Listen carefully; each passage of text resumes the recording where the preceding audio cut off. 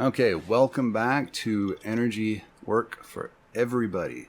Everybody, including skeptics, agnostics, and atheists. This is energy work from a very scientific perspective.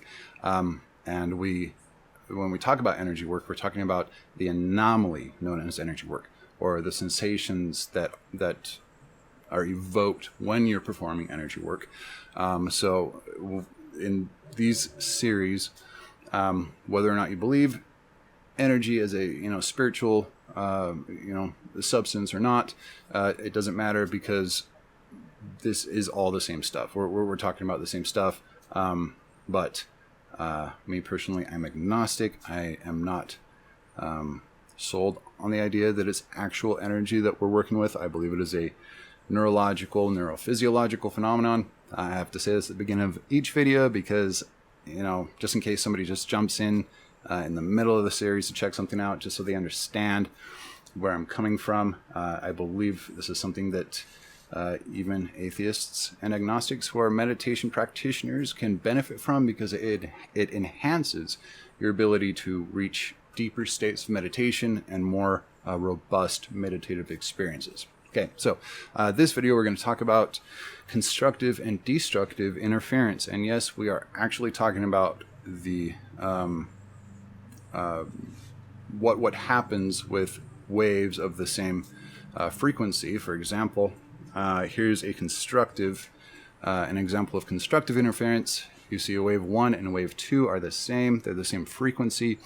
And when they combine, or when they overlay, it constructs, it creates. Okay, so the wave that, when they combine, the outcome is a wave with much higher and much deeper, much higher peaks and much deeper troughs. Another way of saying that is with a greater amplitude. Okay, so that is constructive interference. We call waves that are of the same frequency or basically the same makeup, when they're aligned like this, we call this in phase. Now, destructive interference is when they are completely out of phase, which means that the trough of one wave matches up exactly with the peak of the other wave. And you can see in this graphic that is exactly what's happening. When this happens, they cancel each other out completely. So the combined the combined outcome of both of these waves on top of each other is basically nothing. Okay, they've canceled each other out.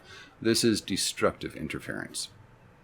All right, so why are we talking about this? What does this have to do with energy work practice? I'm glad you asked, because that's exactly what I prepared to talk about here. When you are performing body breathing exercises, you will notice that if you pay close attention, to what's happening, when you do an in-breath and then an out-breath, what typically happens is it has an epicenter. Okay, it starts kind of in your chest region, and it expands out to basically engulf your whole body. Okay, so like we've got Joe here in the graphic, and he's starting a body breath, and it starts kind of in his chest area, and as he continues to breathe outward, or continues to perform the outward body breath, it ripples out throughout his whole body. Okay, it starts in this area and it just kind of like expands out till it encompasses the whole body.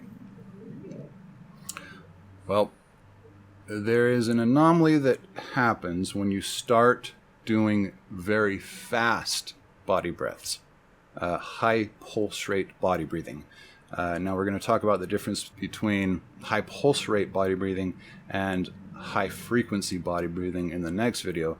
But for now, we're gonna cover this really quick, because this is something interesting that does happen, and so we're going to talk about it, because the effect that this has can have a pretty profound impact on your meditative practices, especially if you're trying to get into a lucid dream state, or the MABA state, mind awake, body asleep state. This works pretty well, actually. It just kind of gets you into this weird floaty realm really quickly and just kind of catapults you into this state. So the faster you do your body breathing, okay, and I'm talking about body breathing with like a pulse rate similar to okay.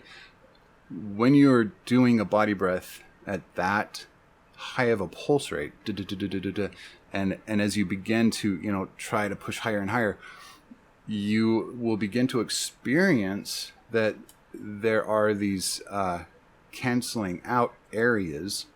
Okay, so like with your normal body breath, right? It starts here and it just kind of expands out until it covers, encompasses your whole body.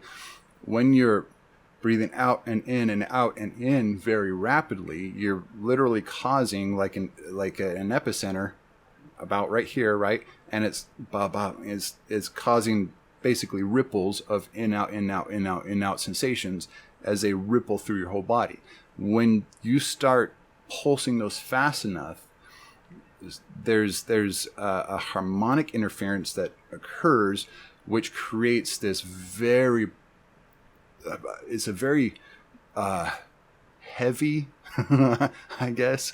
It creates this very heavy wave-like sensation throughout your whole body. It's this whoa, whoa, whoa kind of feeling. And there's only certain pulse rates, and when we talk about moving past pulse rates in the next video, certain higher frequencies that if you hit just the right pulse rate or just the right frequency, this wave becomes highly exaggerated. And when you get there, right, when it's this very powerful, just rolling, exaggerated, just wave of pulsing going through your body, it I don't know. There's just something about it that just I couldn't tell you why. Have no idea why this happens, okay? But what I do know is when you hit those frequencies, those specific frequencies that just happen to interfere with the natural frequency of the expansion of the body breath, right? The body expansion of the body breath, it just creates these really powerful shock waves that just ripple through your whole body. And there's just something about that just kind of kicks you, just, donks you right into the next level. And it makes it just that much easier to just get into the Mava state. So, I think that's about that. That's just kind of like a little side note I wanted to explain to everybody before we jump into the next part, because more likely than not, you are going to run into this phenomenon as you are doing your body breaths. So just, this is what is happening, or this is what I have deduced is likely to be happening. That there may be another, mechanism behind this rolling sensation, but I have found that it is very specific frequencies, and that under very close observation of what is happening, I'm almost positive that it is interfering on a harmonic.